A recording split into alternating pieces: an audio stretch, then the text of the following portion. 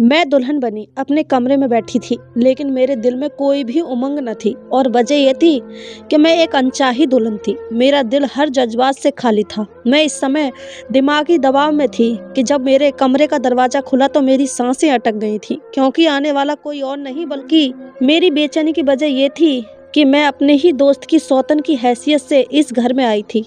नैना से मेरी दोस्ती उस समय हुई थी जब मेरी उम्र सिर्फ 5 साल की थी। मैंने जब आँख खोली तो खुद को अनाथ आश्रम में देखा था। मैंने होश संभालते ही अनाथ आश्रम का माहौल देखा था और वहीं के एक इंचार्ज ने मुझे बताया था कि तुम एक दिन की थी जब तुम्हें कोई अनाथ आश्रम के बाहर पड़े झूले में डालकर चला गया था। शायद मेरी माँ की कोई मजबूरी रही होगी और मेरे बाप ने मेरी माँ को तलाक की धमकी दी होगी कि अगर फिर से बेटी हुई तो तलाक दे दूंगा, इसलिए उसने चुपचाप मुझे झूले में डाल दिया होगा। या फिर मैं किसी की नाजायज औलाद थी जो किसी ने अनाथ आश्रम के बाहर पड़े झूले में डालकर मुझसे जान छुड़ाई थी। मैं नहीं जानती कि मेरी माँ कौन है, बाप कौन है। बस 3 साल की उम्र में जब मैंने थोड़ा होश संभाला तो खुद को अनाथ आश्रम में ही पाया। वहाँ रूखी सूखी रोटी जैसी भी मिलती थी चुपचाप खा लेती थी। बचपन से ही हमें सब्र ही सिखाया गया था। मुझे क्या, अनाथ आश्रम में रहने वाले हर बच्चे का यही हाल होता था। लेकिन एक रात मैं सो रही थी जब मुझे रोती हुई बच्ची की आवाज़ सुनाई दी थी। क्योंकि मैं नींद की कच्ची थी इसलिए मेरी आँख खुल गई थी। मुझे ऐसा लगा जैसे वह रोने वाली बच्ची की आवाज़ मेरे कहीं पास से ही आ रही थी। उसकी आवाज़ ने जैसे मुझे बेचैन कर दिया था कि तभी अचानक से ही हमारे कमरे का दरवाज़ा खुला। सामने एक नौकरानी खड़ी थी जो एक 5 साल की बच्ची का हाथ पकड़े उसे अंदर ले आई थी। मेरी उम्र भी लगभग 5 साल की ही थी। वह बच्ची रोए जा रही थी, मम्मी मम्मी पुकार रही थी कि मुझे मेरी मम्मी के पास जाना है, मुझे यहाँ नहीं रहना, मैं अपनी मम्मी के बगैर मर जाऊंगी, भगवान के लिए मुझे मेरी माँ के पास छोड़ दो। वह नौकरानी कहने लगी कि तुम्हारा ठिकाना अब यहीं है, इसलिए रो रो कर हमें तंग मत करो। मेरे साथ वाला बिस्तर खाली था। नौकरानी ने उसे वहाँ बिठा दिया और कहने लगी चलो सो जाओ, और खबरदार जो अब तुमने रो रो कर सारा अनाथ आश्रम सर पे उठाया तो जब से आई हो रोए जा रही हो। नौकरानी उसे डांट कर बाहर चली गई। क्योंकि मैं उठकर बैठ गई थी, वह मुझे देखने लगी, साथ ही साथ सिसकियां भरने लगी। कुछ डरी सहमी भी लग रही थी। सर पर पट्टी बंधी हुई थी। मुझे उस पर दया आ गई। अचानक पता नहीं क्यों मुझे नैना को देखकर अपने दिल में एक मोहब्बत महसूस हुई थी। मैं उसके बिस्तर पर आ गई और उसे अपने सीने से लगा लिया। शायद उसे भी एक हमदर्द की ज़रूरत थी। वह फूट फूट कर रोने लगी। मैंने उससे पूछा कि तुम यहाँ कैसे आई हो। वह कहने लगी मुझे नहीं पता, मैं तो अपने मम्मी पापा के साथ एक बस में सफ़र कर रही थी। हम एक शहर से दूसरे शहर जा रहे थे। वहाँ मेरी मम्मी की सहेली रहती है, लेकिन रास्ते में बस खाई में गिर गई। मेरे भी सर पर चोट आई थी, लेकिन जब मैं होश में आई तो मैं सड़क पर लेटी हुई थी और मेरे आसपास पुलिस वाले भी थे। उन्होंने कहा कि इस बच्ची को होश आ गया है। जब मैं उठी तो वहाँ मौजूद पुलिस वालों से मैंने अपने माँ बाप के बारे में पूछा, लेकिन वह कहने लगे सब लोग खाई में गिरकर मर चुके हैं, बस तुम ही जिंदा बची हो। ये कहकर 2 दिन उन्होंने मुझे हॉस्पिटल में रखा और उसके बाद वे मुझे यहाँ छोड़ गए हैं। लेकिन मुझे अपनी माँ के पास जाना है, अपने पापा के पास जाना है। मेरे मम्मी पापा कैसे मुझे छोड़कर जा सकते हैं। यह सुनकर मैं ठंडी आह भरी थी। नैना कहने लगी मेरे मम्मी पापा मुझे बहुत प्यार करते थे। मेरा बहुत बड़ा कमरा था, मेरे पास बहुत सारे खिलौने थे। मैं यहाँ नहीं रहना चाहती, मुझे अपने घर वापस जाना है। वह रो रही थी और उसकी सिसकियाँ मुझे तकलीफ पहुँचा रही थीं। मेरी भी आंखों से आंसू बहने लगे। न जाने नैना में ऐसी क्या बात है कि मैं उसे बेपनाह मोहब्बत करने लगी और फिर वह भी धीरे धीरे मुझे चाहने लगी थी। जैसे जैसे समय गुजरता गया हम दोनों का ये हाल था कि एक जान और 2 शरीर थे। फिर तो जहाँ नैना होती वहाँ पे मैं पाई जाती। जब तक नैना नहीं आ जाती मैं खाना नहीं खाती थी और उसका भी यही हाल था। समय के साथ साथ हमारी मोहब्बत परवान चढ़ती गई। हमने अनाथ आश्रम में ही 10वीं क्लास तक पढ़ाई की थी। हम लोग पढ़ने में भी बहुत होशियार थे, इसलिए इंचार्ज से अनुमति लेकर हमने कॉलेज में भी एडमिशन ले लिया और फिर कॉलेज के बाद हम अनाथ आश्रम के बच्चों को पढ़ाने लगे थे। उसी समय नैना के लिए बहुत अच्छे लड़के का रिश्ता आया। उसके चाचा ने ही उसकी परवरिश की थी, लेकिन वह भी अब मर चुके थे। उनका घर अपना था, अच्छा कमाता था। उसने सोचा कि वह अनाथ लड़की को सहारा दे, लेकिन वह कहता था कि लड़की को मैं खुद देखकर पसंद करूंगा। हालांकि मैं मैं भी प्यारी थी, लेकिन नैना बेहद हसीन थी। हम 5 लड़कियां थीं जो उम्र में कम थीं और बाकी लड़कियां छोटी थीं या फिर ज़्यादा उम्र की हो चुकी थीं। इसलिए इंचार्ज ने हमें ही बुलाया था। उस नौजवान ने पूरी नज़र हम पर डाली और नैना पर जाकर उसकी नज़र रुक गई थी। उसने कहा कि मैं इस लड़की से शादी करना चाहता हूँ, और ये सुनते ही नैना की रंगत सफ़ेद पड़ गई थी। वह बहुत ही परेशान हो गई थी। इंचार्ज ने कहा कि ठीक है, आप कल को आ जाना और नैना की और तुम्हारी बहुत ही सादगी से शादी कर देंगे। नैना ने फ़ौरन कहा कि मुझे नहीं करनी शादी। ये कहकर वह फ़ौरन वहाँ से निकल गई थी। हम चारों लड़के और इंचार्ज हैरत से उसे जाता देखने लगे। कोई भी इस बात की वजह नहीं जानता था। वह लड़का भी कुछ परेशानी का शिकार हो गया था। इंचार्ज ने कहा कि ऐसा करें कि आप किसी और लड़की को पसंद कर लें, लेकिन वह लड़का कहने लगा मुझे वही लड़की पसंद है और मैं उसी से शादी करना चाहता हूँ। हो सकता है कि अचानक से शादी की बात पर वो घबरा गई हो। आप उसे समझाएं, मैं 2 दिन बाद पंडित जी को लेकर आऊँगा। ये कहकर वह लड़का वहाँ से चला गया। मेरे इंचार्ज ने ठंडी आह भरकर रह गई थी। पहली बात तो ये कि अच्छे रिश्ते आते नहीं, और अगर किस्मत से ही आ जाएं तो लड़की उसे अपनी खुशनसीबी ही समझती है। हमने उस लड़के की अच्छी तरह से छानबीन कराई है। यह बहुत ही शरीफ नौजवान है, अच्छा कमाता है, अपना घर है। नैना को और क्या चाहिए। फिर इंचार्ज मुझसे कहने लगी, सुरभि तुम समझाओ नैना को, ऐसे रिश्ते बार बार नहीं आते। मैंने कहा जी मैडम, मैं उसे ज़रूर समझाऊंगी। हैरान तो मैं भी थी कि नैना ने इनकार क्यों किया। जब मैं ऊपर कमरे में गई तो वो बेइंतहा रोए जा रही थी। मुझे देखकर मेरे साथ गले लगकर और भी ज़्यादा रोने लगी। कहने लगी, सुरभि मुझे नहीं करनी उससे शादी। मैंने कहा क्यों नहीं करनी, क्या बुराई है उसमें। न तो वह बुरा है, ना ही शकल सूरत का बुरा है, न गरीब है। ऐसे रिश्ते तो किस्मत वाली लड़की को मिलते हैं। अगर माँ बाप के घर बैठे बिठाए शादी के ऐसे रिश्ते आ जाएं तो वे लोग उसे खुशनसीब समझते हैं। तुम्हें तो अनाथ आश्रम में ऐसा रिश्ता मिल गया, ऊपर वाले का शुक्र करो नैना।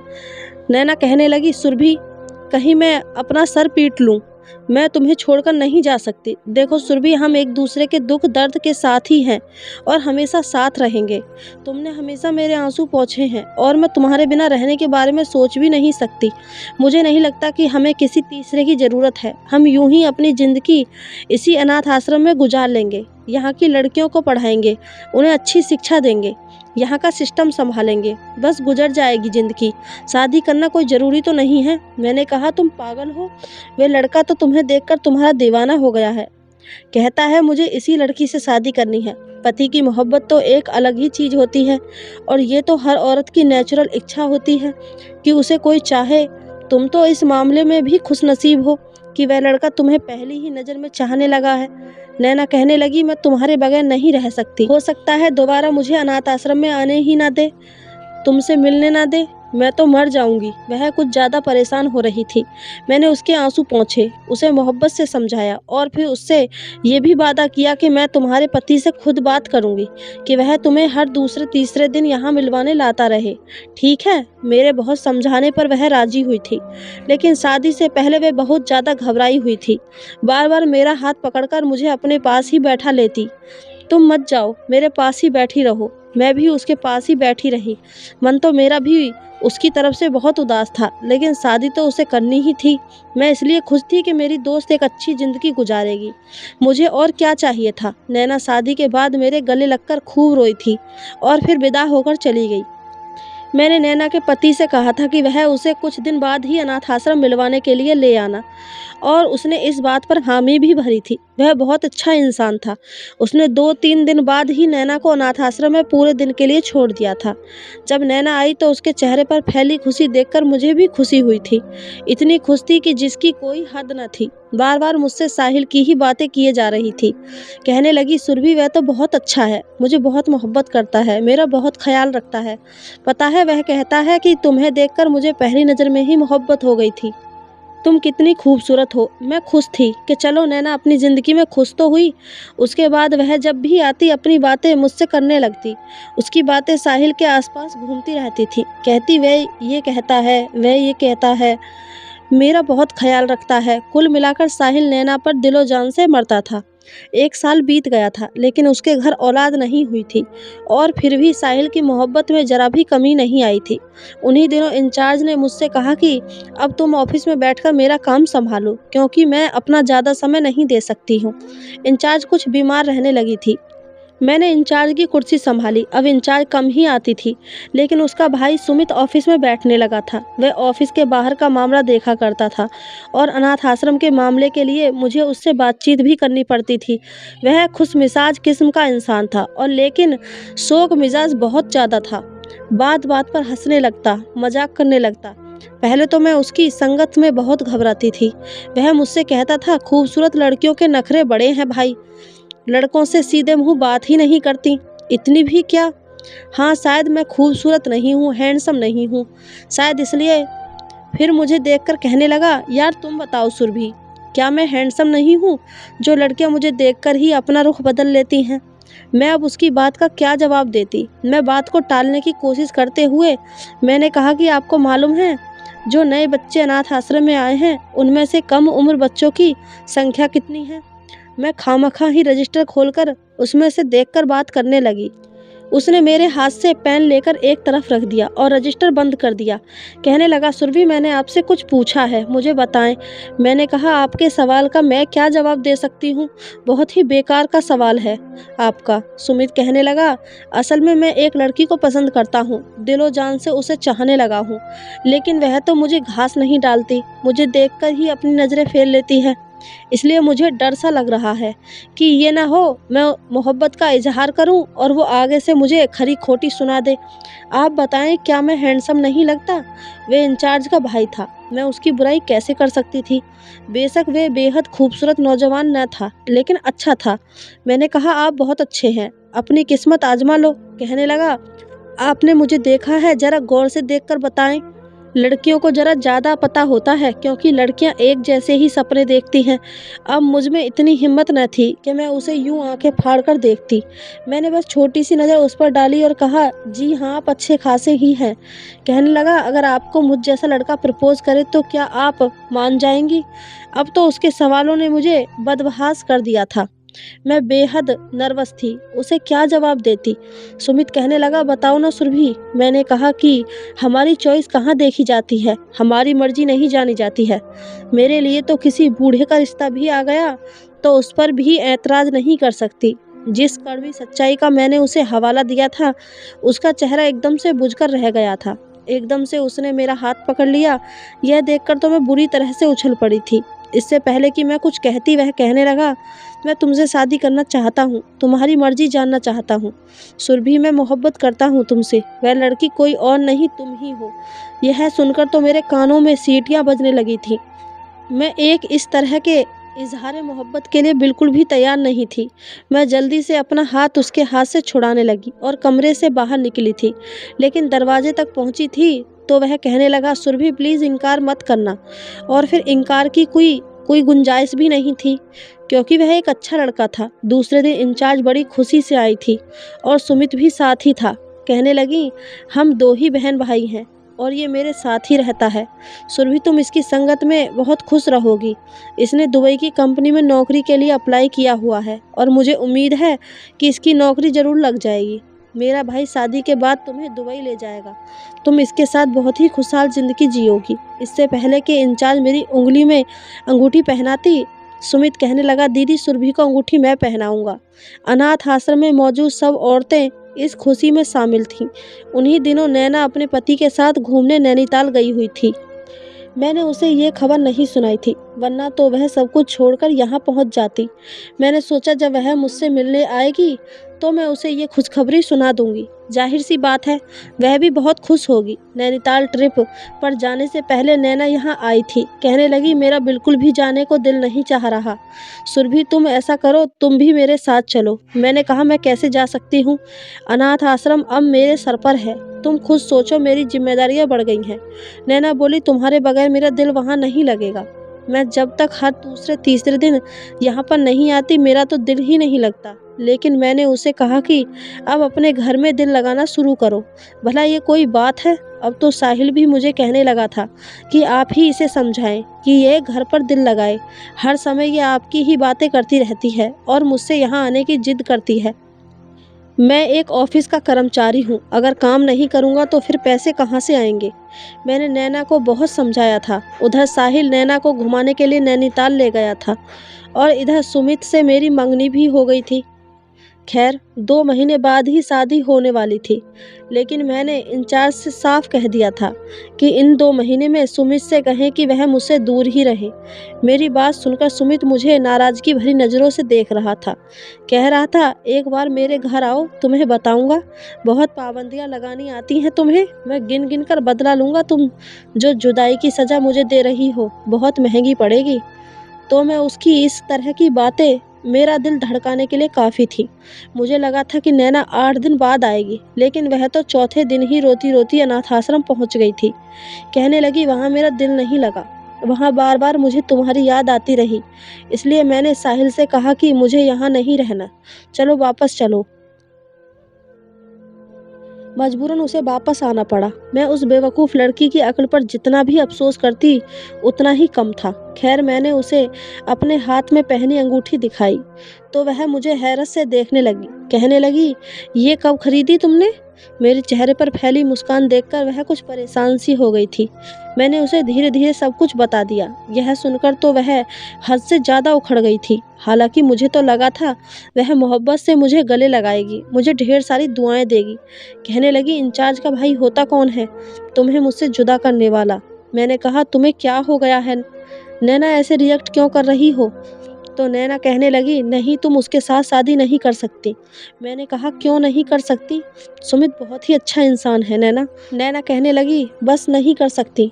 ये तो तुम्हें मुझसे बहुत दूर ले जाएगा, क्योंकि मैं जानती हूँ कि जब भी वो पहले यहाँ आता था अपनी बहन से यही कहता था कि मैं तो दुबई में जॉब करूँगा और वहीं शिफ्ट हो जाऊँगा, मुझे इंडिया में रहना ही नहीं है। ये तो शादी करके तुम्हें मुझसे बहुत दूर ले जाएगा और मैं तो मर जाऊँगी तुम्हारे बगैर। मैं उसकी इस तरह की बातें सुनकर परेशान हो गई। मैंने कहा, नैना हमेशा हमेशा के लिए कोई साथ नहीं होता, हर कोई अपनी अपनी ज़िंदगी में बिजी हो जाता है। तुम भी साहिल के साथ मन लगाओ और अपना परिवार बनाओ। अगर सुमित मुझे दुबई भी ले गया तो भी हम फ़ोन से एक दूसरे से बात करते रहेंगे और जब भी मेरा यहाँ इंडिया में आना होगा तो मैं तुमसे ज़रूर मिलूँगी। लेकिन नैना ने तो एक तमाशा सा खड़ा कर लिया था। उसने मेरा हाथ पकड़ा और बेदर्दी से मेरी अंगूठी उतारकर दूर फेंक दी। कहने लगी, खत्म करो इस रिश्ते को। सुरभि, तुम कभी किसी से शादी नहीं करोगी, समझी ना? मैं तुम्हारे बगैर नहीं रह सकती। 2 दिन में बड़ी मुश्किल से अपने घर में काटती हूँ। 2 दिन में 100 बार तुम्हें याद करती हूँ। साहिल की जान खा जाती हूँ कि मुझे सुरभि को देखना है, उससे मिलना है, बातें करनी है। जब तक कि मैं तुमसे अपने दिल की बातें नहीं कर लेती मुझे तो चैन ही नहीं आता।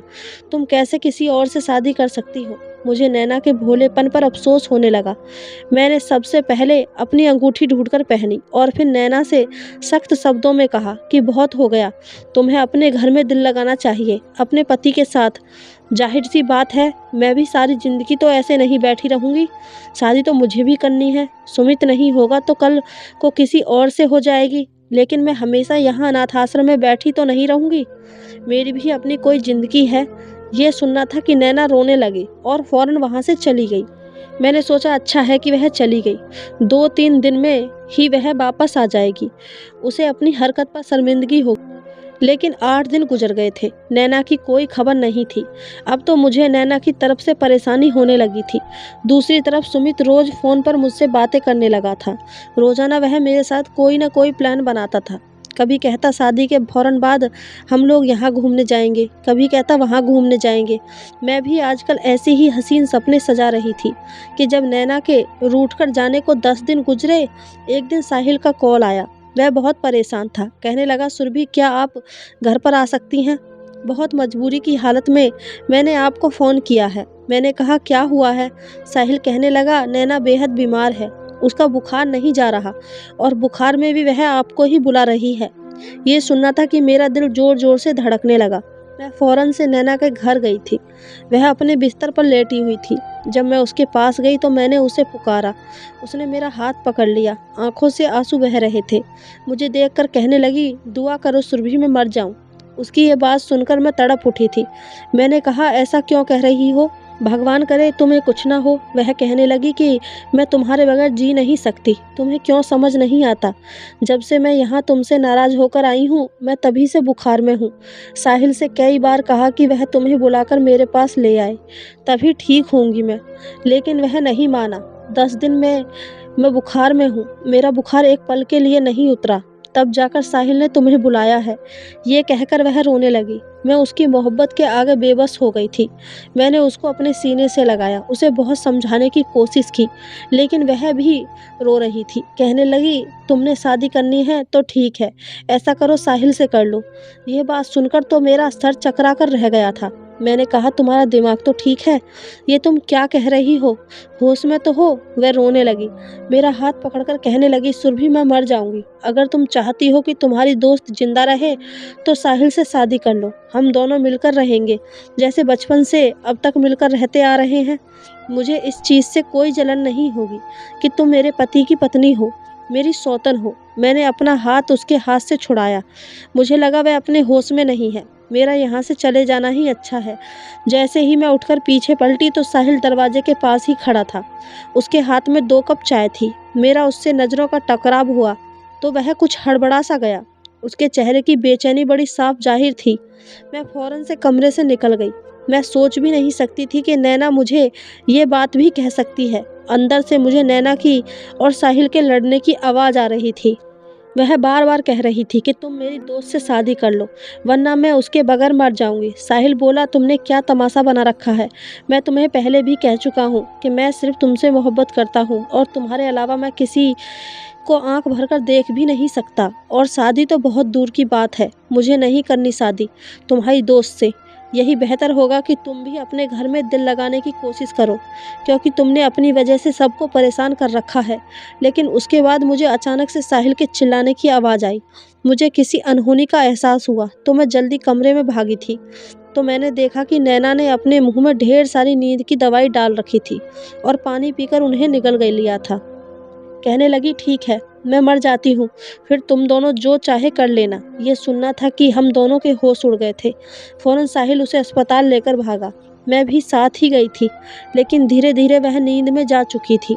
जब तक हम अस्पताल पहुँचे वह बेहोश हो चुकी थी। 2 दिन लग गए थे, लेकिन न तो नैना को होश आ रहा था, न ही डॉक्टर कुछ उम्मीद से नजर आ रहे थे।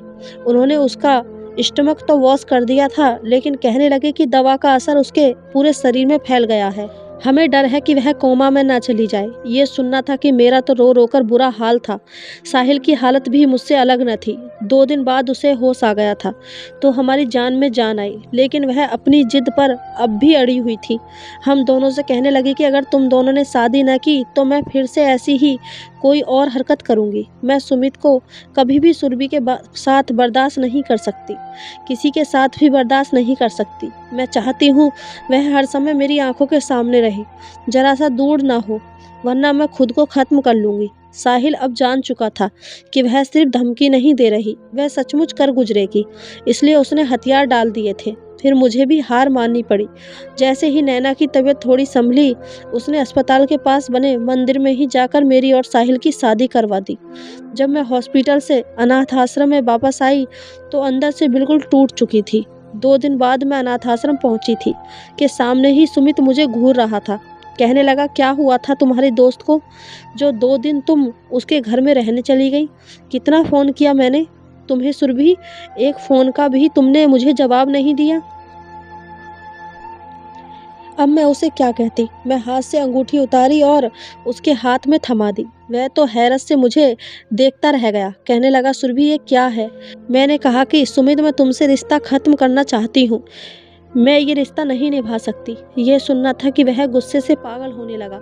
कहने लगा, तुम्हारा दिमाग खराब हो गया है? मैं तुमसे बेइंतहा मोहब्बत करता हूँ। रोज़ाना फ़ोन पर हम बातें करते हैं। कल तक तो तुम्हें इस रिश्ते पर कोई ऐतराज़ न था, आज ऐसा क्या हो गया? मैंने कहा, आज मेरी शादी हो गई है। ये सुनना था कि वह तो मुझे यूँ देख रहा था जैसे कि मैं झूठ बोल रही हूँ, और अब उसकी नज़र मेरी मांग में भरा सिंदूर पर पड़ी थी। वह चौंक गया था। सुरभि, ये सब क्या है?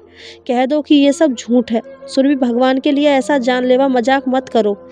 ये सब सुनकर मैंने हाथों से अपना चेहरा छुपा लिया और मैं फूट फूट कर रोने लगी। मैंने उसे रोते रोते सब कुछ बता दिया। वह कहने लगा कि ये जज्बाती फैसला है, तुम अभी के अभी तलाक ले लो उस लड़के से। मैं इस रिश्ते को नहीं मानता। जब तुम्हारा दिल ही इस बात के लिए राजी नहीं तो तुम कैसे शादी कर सकती हो? यह तुम्हारे साथ भी जाती है। मैं बर्दाश्त नहीं करूँगा। सुरभि चलो फ़ोन लगाओ अपनी दोस्त को। सुमित बेहद परेशान था। मैंने कहा सुमित वह मर जाएगी। पहली बार मैंने सुमित की आँखों में आँसू देखे थे। वो कहने लगा और मैं, मेरे बारे में नहीं सोचा तुमने? क्या मैं इतना गैर हूँ तुम्हारे लिए? क्या मेरे लिए तुम्हारे दिल में कुछ भी बात नहीं? वह अपने आंसू पोंछने लगा। ठीक है जाओ जाकर अपनी दोस्त को जिंदगी दो। ये कहकर वह रुका नहीं था। अनाथ आश्रम से बाहर निकल गया। 2 दिन तक मैं रोती रही। एक दिन अनाथ आश्रम में इंचार्ज मेरे पास आई और कहने लगी सुरभि ये तुमने अच्छा नहीं किया। मेरे भाई का दिल तोड़ दिया। वे आज शाम की फ्लाइट से दुबई जा रहा है, हमेशा हमेशा के लिए, क्योंकि दुबई में उसकी जॉब लग गई है। वो शादी के फौरन बाद तुम्हें दुबई ले जाता, लेकिन तुम्हारे फैसला ने मेरे भाई के जीने की इच्छा छीन ली है। उसके चेहरे से मुस्कुराहट गायब हो गई है। आज रात की फ्लाइट से ही वह जा रहा है और कभी वापस नहीं आएगा। यह सुनकर मेरा दिल कुछ पल के लिए सीने से ही थम गया था। लेकिन मैं क्या कर सकती थी? अपने दोस्त की कुर्बानी तो नहीं दे सकती थी। कुछ दिन बाद ही नैना बड़ी खुशी से साहिल के साथ आई थी और मुझे विदा करवाने के लिए मेरे लिए एक शादी का लहंगा भी लाई थी। उसने मुझे अपने हाथों से तैयार किया था और मैं हैरत से उसे देख रही थी। वह सच में पागल लड़की थी, वरना अपनी सौतन को कौन सजाता है। हाँ, साहिल के चेहरे पर बहुत उदासी थी, कोई जज्बात नहीं थे उसके चेहरे पर। अब मैं भी जानती थी कि मैं एक अनचाही दुल्हन हूँ। घर जाते ही नैना ने मुझे कमरे में बिठाया और बाहर चली गई। मेरे दिल में अभी साहिल के लिए कोई जज्बात न थे। मैं जानती थी कि वह भी मेरे लिए ऐसे कोई जज्बात नहीं रखता। उस समय मुझे बहुत दुख था, क्योंकि सुमित का मेरी वजह से दिल टूट गया था। लेकिन मैं क्या करती? बात नैना की जिंदगी की थी और मैं इतनी खुदगर्ज नहीं हो सकती थी कि अपने दोस्त को मौत के घाट उतार देती। फिर मैंने ये सोचा कि समय के साथ साथ वह भी समझ जाएगी। मेरे कमरे का दरवाज़ा खुला। मैं सिमट कर बैठ गई थी। मैं सोच चुकी थी कि साहिल से कह दूंगी कि अभी मैं इस रिश्ते के लिए दिमागी तौर पर तैयार नहीं हूँ। लेकिन जब मैंने नज़र उठाकर देखा तो साहिल के बजाय कमरे में नैना आई थी। मुझे मुस्कुराकर देख रही थी। मेरे पास आकर बैठ गई। कहने लगी बहुत प्यारी लग रही हो। तुम्हें पता है, मैं तुम्हें दुल्हन के रूप में देखने के लिए बड़ी उत्साहित थी। मैंने कोई जवाब नहीं दिया। नैना कहने लगी देखो साहिल तुम्हें बिल्कुल भी पसंद नहीं करता। वह मुझसे बेइंतहा सा मोहब्बत करता है, इसलिए मैं तुमसे साफ बात करने आई। साहिल से सिर्फ तुम्हारा कागजी रिश्ता ही रहेगा, क्योंकि जितनी मोहब्बत मैं तुमसे करती हूँ उतना साहिल से भी करने लगी हूँ। जितनी जुनूनी मोहब्बत मुझे तुमसे है उतनी ही जुनूनी मोहब्बत मुझे साहिल से है। इसलिए मैं कभी नहीं चाहूँगी कि वह तुम्हें वह मोहब्बत दे जो वह मुझे देता है। तुम्हें उन नज़रों से देखे जैसे कि मुझे देखता है। मैं तो उसकी बातें सुनकर ही ठंडी पड़ गई थी। मेरी रीढ़ की हड्डी में सनसनी दौड़ गई थी। नैना कहने लगी मैं तुम्हें यहाँ सिर्फ अपने लिए लाई हूँ, ताकि तुम्हारी कहीं शादी ना हो जाए, तुम मुझसे दूर ना चली जाओ। हम दोनों इस घर में बिल्कुल वैसे ही रहेंगे जैसे अनाथ आश्रम में रहते थे। हाँ, लेकिन साहिल मेरा पति है, मेरा ही रहेगा। मैं ये नहीं चाहूँगी कि तुम उसके लिए सजो या उसके करीब जाने की कोशिश करो। पूरा दिन तुम आज़ादी से घर में जहाँ चाहे घूम फिर सकती हो, लेकिन जैसे ही साहिल घर आएगा तुम कमरे से बाहर नहीं आओगी। तुम्हारा खाना पीना सब तुम्हें कमरे में मिल जाया करेगा। मैं तो नैना की बातें सुनकर यूँ हो गई थी कि जैसे सांस लेना भूल गई थी। कैसी खुदगर्ज मोहब्बत थी नैना की। अगर ऐसी ही इच्छा थी तो फिर उसने मेरा रिश्ता सुमित से क्यों ख़त्म करवाया और क्यों अपने पति से शादी करवाई। मैं भी एक इंसान थी, जीती जागती लड़की थी, अपने अंदर सब जज्बात रखती थी। मुझे अच्छा लगता था कि कोई मुझे चाहे, मुझे मोहब्बत करे। मैंने सिर्फ एक दोस्ती की खातिर अपने जज्बातों की कुर्बानी नहीं दे सकती थी। एक नेचुरल सी ख्वाहिश थी जिसे कोई भी इनकार नहीं कर सकता था। उसके बाद जो उसने मुझे कहा, मेरे तो होश उड़ गए थे। कहने लगी अगर तुमने कभी भी साहिल के करीब जाने की कोशिश की तो मैं खुद को ख़त्म कर लूँगी और साहिल की भी जान ले लूँगी। तुम जानती हो ना, मैं जो कहती हूँ वह कर दिखाती हूँ। ये कहकर वह कमरे से बाहर चली गई और मैं उसकी बात सुनकर यूँ हो गई थी जैसे पत्थर की हो गई हूँ। मेरे अंदर कोई जान नहीं बची थी, लेकिन मैं क्या कर सकती थी। क्या ये मेरी वही दोस्त थी जो मुझ पर जान निछावर करती थी? वह कैसे अपनी मोहब्बत के चक्कर में मुझे तमाम जिंदगी की सज़ा सुनाकर चली गई थी। मैं सोच भी नहीं सकती थी कि मेरी आंखों से टप टप आंसू बहने लगे। मेरी वो रात रोते सिसकते गुजरी थी। पहली बार मुझे अपनी वह गुमनाम माँ याद आने लगी, मैं जिसके जिगर का टुकड़ा थी। फिर सोचा कि जब उसे ही मुझ पर दया न आई और मुझे अनाथ आश्रम के झूले में डाल गई तो मैं किसी और से क्या उम्मीद रखती। फिर मुझे ये लगा कि शायद मुझे सुमित की बद्दुआ लग गई है। वह मुझे कितना चाहता था और मैंने उसे छोड़कर नैना को अहमियत दे दी। नैना को तो सब कुछ मिल गया, प्यार करने वाला पति, अपना घर और वह दोस्त भी जो उसकी मोहब्बत की खातिर सारी ज़िंदगी एक बेनाम से ज़िंदगी जीने पर मजबूर हो गई। सुबह मैं जब कमरे से बाहर आई तो साहिल और नैना नाश्ता कर रहे थे। मुझे देखकर नैना कहने लगी, आओ सुरभि, यहाँ आकर बैठो, मैं तुम्हें नाश्ता बनाकर देती हूँ। इससे पहले कि नैना उठकर मेरे लिए नाश्ता बनाती, साहिल ने माथे पर हाथ फेरा और उठकर खड़ा हो गया और एक ही घूंट में गर्म चाय अपने मुंह में डालने के बाद जाने लगा और कहने लगा, मैं ऑफिस जा रहा हूँ। मैं समझ गई थी कि मेरे आने से वह बहुत ज़्यादा डिस्टर्ब है। जाहिर सी बात है, मैं एक अनचाही पत्नी थी और उसके सामने उसकी मोहब्बत बैठी थी। वह भला मुझे क्यों अहमियत देता। समय गुजरने लगा था। नैना साहिल के आने से पहले मुझे कमरे में कैदी बना देती थी, मेरा खाना भी वहीं दे देती। अक्सर मुझे कमरे से बाहर साहिल और नैना के हंसने की आवाज़ें आती थी। मैं उस वक्त फूट फूट कर रोने लगती। मुझे अपनी गलती की पूरी तरह एहसास हो रहा था। नैना वैसे तो मेरा बहुत ख्याल रखती थी, लेकिन साहिल के सामने मुझे आने नहीं देती थी। 3 महीने गुजर गए थे। मुझे लगता था कि जैसे मैं कठपुतली हूँ, जो नैना के इशारों पर नाचने वाली कठपुतली है। एक रात मैं रो रही थी जब मेरे कमरे पर दस्तक हुई। मुझे लगा नैना होगी। मैंने आंसू साफ किए और दरवाज़ा खोला तो मुझे हैरत का झटका लगा था। सामने साहिल खड़ा था। मुझे देखकर कहने लगा, आप रो क्यों रही हैं? मुझे उस समय उस पर इतना गुस्सा आया कि जिसकी हद नहीं थी। क्या वह इतना अनजान था? मैंने कहा, आपको कोई फ़र्क नहीं पड़ना चाहिए। आपके पास आपकी पत्नी मौजूद है, जाइए उसके पास जाइए, मुझे मेरे हाल पर छोड़ दे। यह कहकर मैंने दरवाज़ा बंद कर दिया। काफ़ी देर मेरे दरवाजे पर दस्तक होती रही, लेकिन मैं पत्थर की बनी बैठी रही। एक रात लगभग 3 बजे मेरा सर दर्द के मारे फट रहा था। मैंने सोचा इस समय वे दोनों कमरे में जा चुके होंगे, इसलिए मैं अपने लिए चाय बनाने के लिए उठ गई। मैं चाय बनाने के लिए किचन में चली गई। अभी मैं चाय बना रही थी कि मुझे लगा जैसे किचन के दरवाजे पर कोई खड़ा है। मैंने अचानक मुड़कर देखा तो मैं हैरान हो गई। साहिल किचन के दरवाजे को टेक लगाए खड़ा था और मुझे ही देख रहा था। अचानक उसे मेरी नज़रें मिली तो सीधा खड़ा हो गया। कहने लगा, चाय बना रही हो? मैंने कहा, जी हाँ। मेरे सर में दर्द हो रहा था। कहने लगा, सर तो मेरा भी दर्द हो रहा है, काफ़ी रातों से जाग रहा हूँ, किसी की सिसकियाँ चैन नहीं लेने देती। ऐसा करो, मेरे लिए भी चाय बना दो। मेरा हाथ कुछ पल के लिए वहीं थम गया था, लेकिन मैंने कोई जवाब नहीं दिया। मैं चाय बना चुकी थी, इसलिए एक कप में चाय डाली और कह दिया कि ये आप पी लें, मैं सोने जा रही हूँ। इससे पहले कि मैं किचन से बाहर निकलती, उसने मेरा हाथ पकड़ लिया। मुझे लगा जैसे करंट सा मेरे पूरे शरीर में दौड़ गया है। साहिल कहने लगा, चाय तुमने अपने लिए बनाई थी, फिर अपना कप मुझे देकर क्यों जा रही हो? कब तक दूसरों के लिए अपनी इच्छाओं को मारती रहोगी? चलो ऐसा करते हैं, आधी आधी पी लेते हैं। यह सुनकर मुझे हैरत हुई थी। जो कुछ उसकी आंखों में था मुझे घबराने पर मजबूर कर रहा था। मैं समझ नहीं पा रही थी कि साहिल को क्या जवाब दूं। मेरा हाथ पकड़े वह मुझे स्लैब के पास ले आया और एक घूंट भरकर चाय का कप मेरी तरफ बढ़ा दिया। कहने लगा, लो पी लो। मैं जितना भी हैरान होती उतना ही कम था।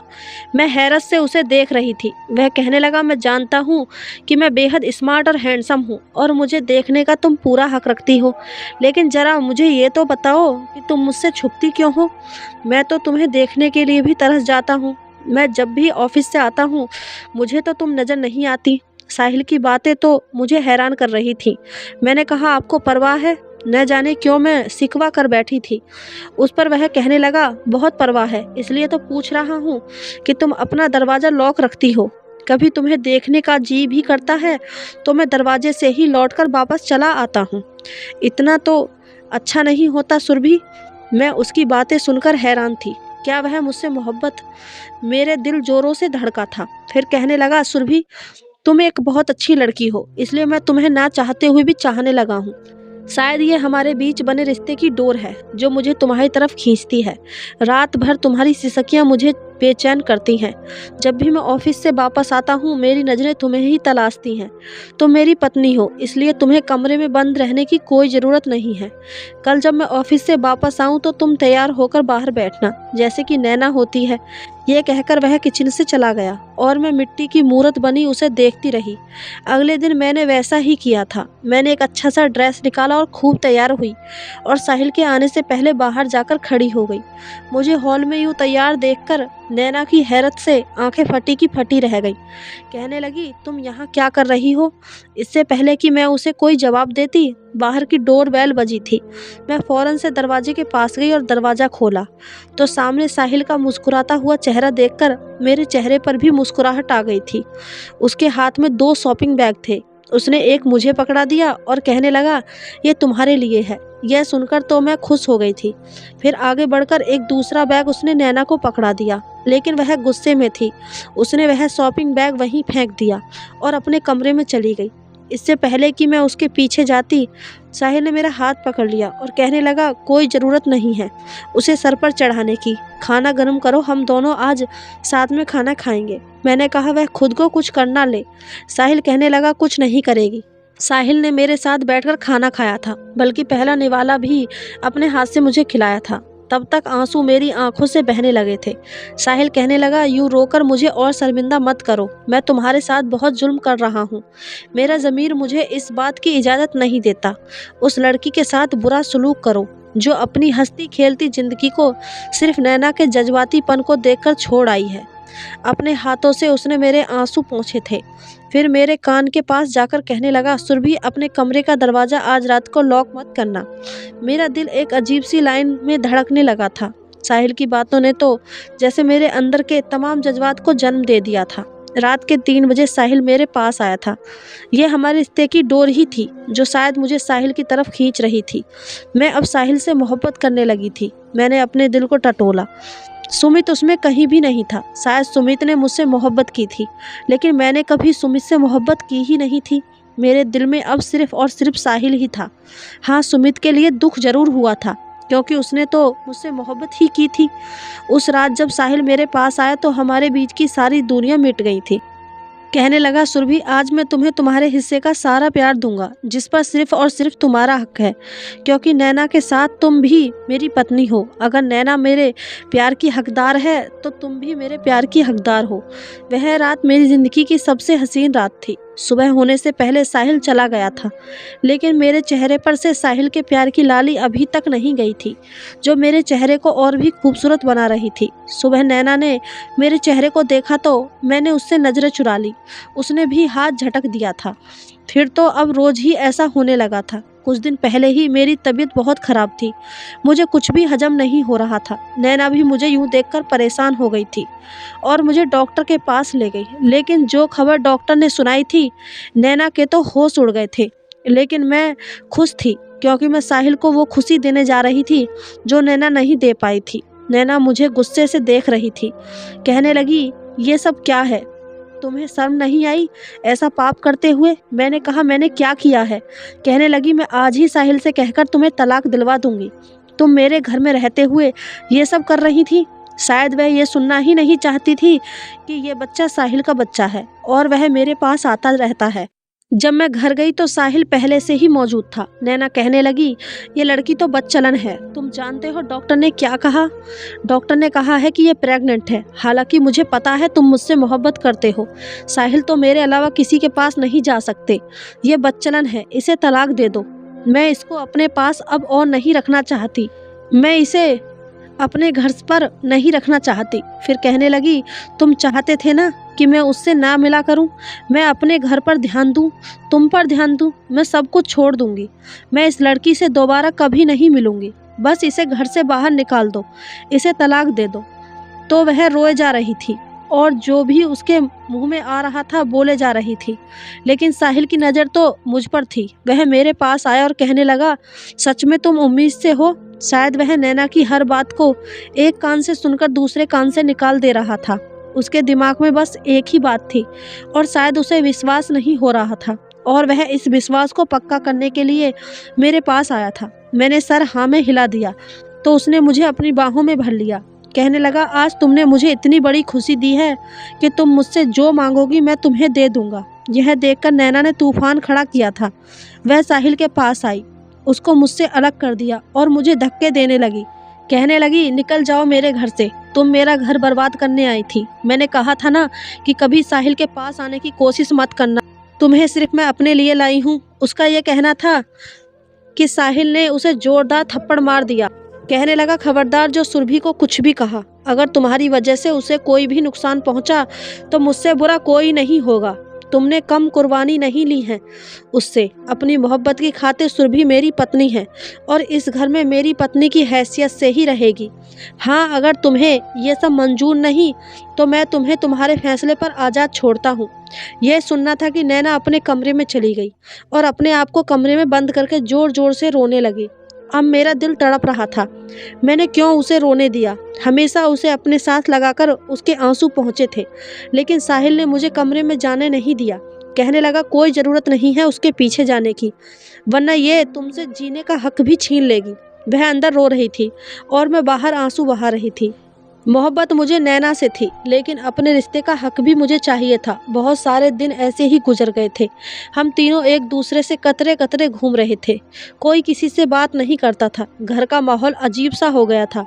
अगले दिन नैना बहुत चुप थी, लेकिन मैं उसके सामने जाने से ज़रूर घबरा रही थी। उसके हाथ में एक बहुत बड़ा बॉक्स था। मुझसे कहने लगी, मेरे पास बैठो। मैं उसके पास बैठ गई। फिर उसने वह बॉक्स मेरी गोद में रख दिया। कहने लगी, इसमें शादी का जोड़ा है, आज पहनकर तैयार हो जाना। साहिल को खुद मैं तुम्हारे कमरे में भेज दूंगी और चिंता मत करो, मैं आज के बाद तुम्हें कुछ नहीं कहूँगी। मैं समझ गई थी कि जो कुछ मैंने किया वह गलत था। मुझे तुम्हारे बारे में भी सोचना चाहिए था। इतना कहकर नैना ने अपनी शादी का जोड़ा मेरी तरफ बढ़ा दिया था। उसके दूसरे हाथ में एक बैग था। मैंने कहा, नैना ये बैग किस लिए? नैना कहने लगी, मैं तुम दोनों की ज़िंदगी से हमेशा हमेशा के लिए जा रही हूँ। मुझे माफ़ कर देना, मैंने तुम्हारे साथ बहुत जुल्म किए हैं। अब मैं इतनी ज़्यादा खुदगर्ज हो गई थी कि मुझे कुछ भी दिखाई नहीं दे रहा था, लेकिन अब मेरी आंखें खुल गई हैं। सुरभि, तुम हमेशा साहिल के साथ खुश रहना। मैं अपने आगे की ज़िंदगी अकेली जीऊँगी। मैंने नैना को रोकने की बहुत कोशिश की, लेकिन वह नहीं रुकी। उसने साहिल से कहा, प्लीज़ मुझे तलाक दे देना, मैं इस काबिल नहीं हूँ कि तुम्हारे साथ रहूँ। शायद साहिल का दिल भी नैना की तरफ से खट्टा गया था। उसने नैना को रोकने की बिल्कुल भी कोशिश नहीं की थी और चुपचाप तलाक के पेपर पर साइन करके नैना को दे दिए थे। नैना चुपचाप दोबारा से अनाथ आश्रम लौट गई थी। कुछ समय बाद सुनने में आया था कि नैना वहाँ की इंचार्ज बन गई है और अब पूरा अनाथ आश्रम वही संभालती है। मैं कभी कभी उससे मिलने जाती हूँ। वह मुझसे वैसे ही खुश होकर मिलती है, लेकिन उसकी आंखों में छाई उदासी मुझे महसूस होती है। एक दिन अनाथ आश्रम में मैं नैना को मिलकर आ रही थी कि मेरा टकराव सुमित से हो गया था। उसके साथ एक लड़की भी थी।